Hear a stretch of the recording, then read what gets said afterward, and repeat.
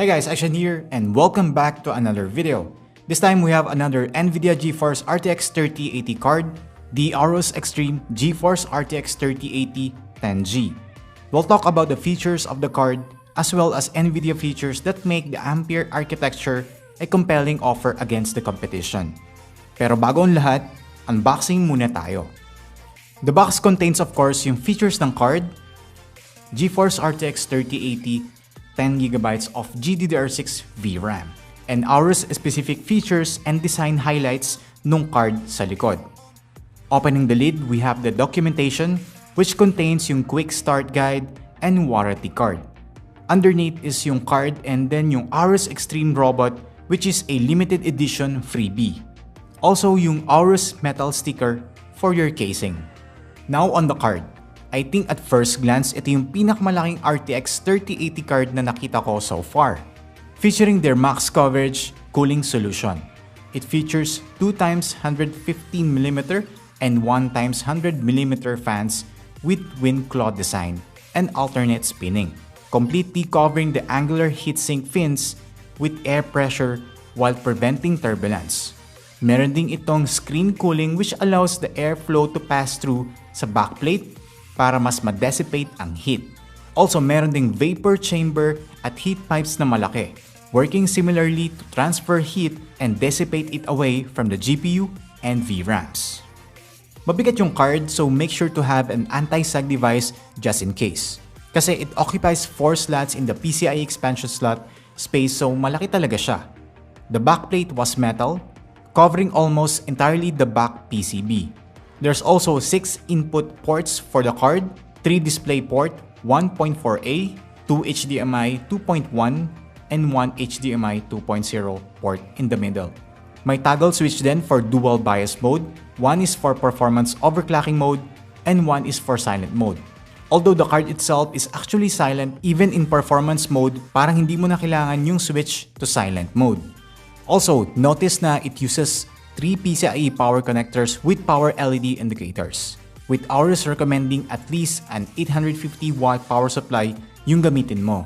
Finally, meron ding itong LCD Edge view which can be used to display infos and custom GIFs. And of course, RGB Fusion 2.0 supported RGB lights. Now, what makes NVIDIA GeForce RTX 3080 special? Of course, yung NVIDIA specific features nito. You might have heard the most common buzzwords, yung ray tracing and yung DLSS. Pero sa mga hindi pa alam or still confused about it, let me explain those things real quick. Ray tracing is simply yung simulation ng physical behavior ng light, whether reflections or shadows, so that you can think of the light effects being realistic. Like yung rays, yung tutok at bouncing ng lights, as well as yung degree of detail niya. Unlike the usual pre-rendered shadows na parang box and pixelated ang dating on older style of rendering. DLSS on the other hand, which stands for Deep Learning Super Sampling, is what NVIDIA calls an AI rendering technique which allows you to enjoy higher resolution details without the suffering in frames per second. For example, you can play in AI upscaled 4K pero parang 1080p lang ang FPS performance mo. It works by upscaling your game resolution using AI learned techniques to give the graphics improved detail, sharpness, and more. Ika nga everything just works. There's also some new NVIDIA software features which I like to explain pero we'll talk about them later. Since I'll have to build this system first with these parts in order for us to test this card real quick. So without further ado, let's build this full Aorus gaming PC featuring the GeForce RTX 3080 Aorus Extreme 10G.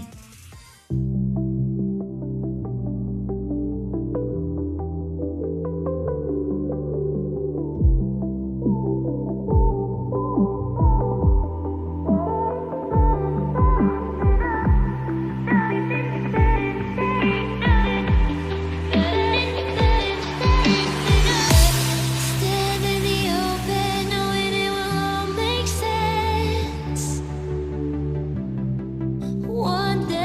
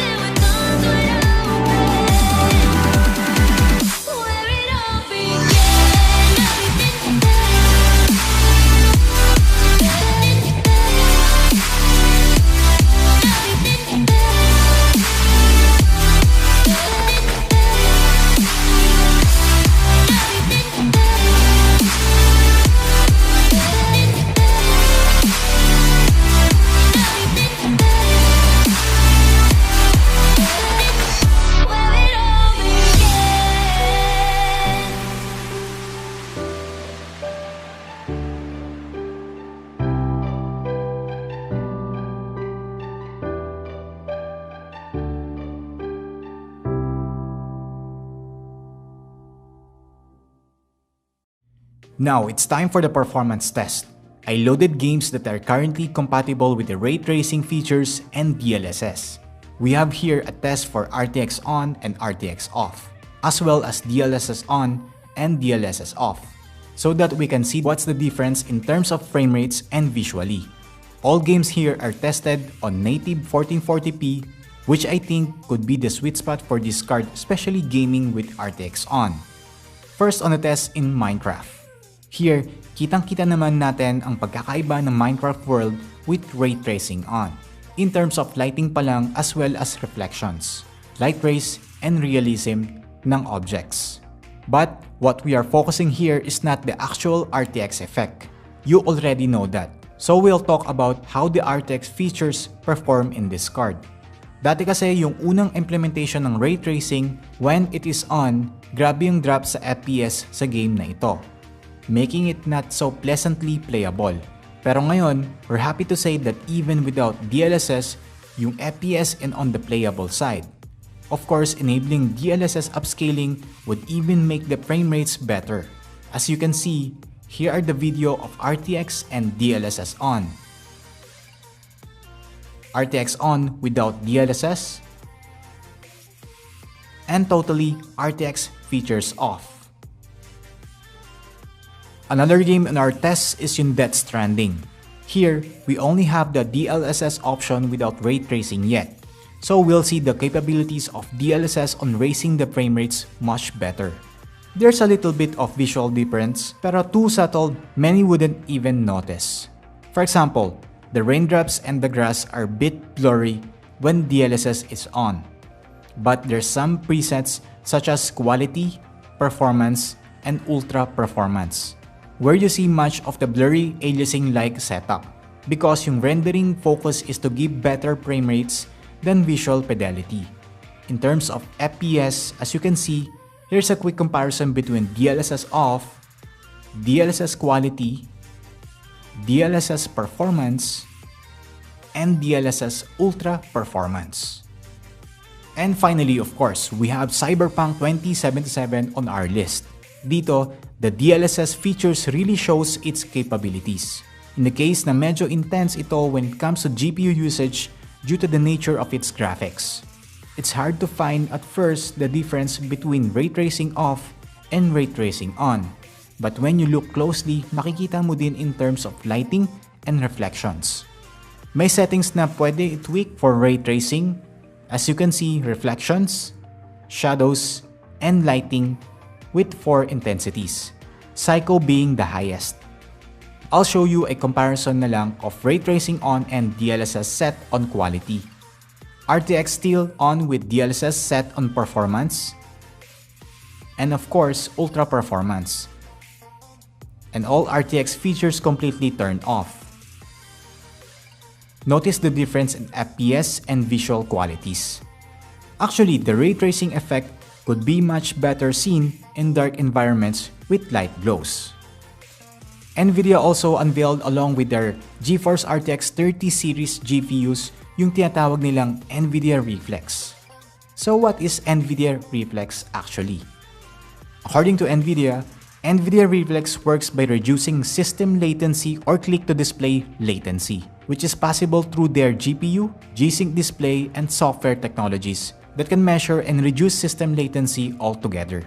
By integrating it with the game, NVIDIA Reflex low latency mode works to complete just-in-time rendering, eliminating GPU render queue and reducing CPU pressure in GPU-intensive scenes. It is effectively better than the first driver-only techniques, gaya ng NVIDIA ultra-low latency mode. Ideal ito for competitive FPS games like Valorant and CSGO, where the aiming and latency really matters the most. Of course, we also have the NVIDIA Broadcast app, which utilizes the NVIDIA encoder, or more known as NVENC. The NVIDIA Broadcast app simply offers AI-powered solutions such as noise removal from the microphone. So goodbye unnecessary noises gaya ng tahol ng aso, ugong ng aircon at tilaok ng manok, as well as yung virtual background, parang green screen, and replacing the background with either game footage or something you like. And lastly, yung auto frame feature, which automatically zooms in or out. keeping you in the center of the frame by tracking your head movements. It's like having your own camera person. It can be used not only in games, but also in any other live stream functions, such as video conferencing with Zoom or Skype. It can be used with any RTX-enabled GPUs, which uses their dedicated Tensor Core AI processors to aid in making the magic possible. Finally, let's go back to the card itself. For me, isa tong card na overbuild pero well thought ang design. In terms of features, full pack ito, and maybe we can say that it's really extreme for the RTX 3080. Okay siya in terms of design and performance. Of course, as we expect. And aside sa laki niya, which might be a problem for small cases. Can't find anything else na pwedeng maging complaint dito. So there you have it. Thank you guys for tuning in. This has been Action. So like the video, subscribe, and I'll see you on my next video.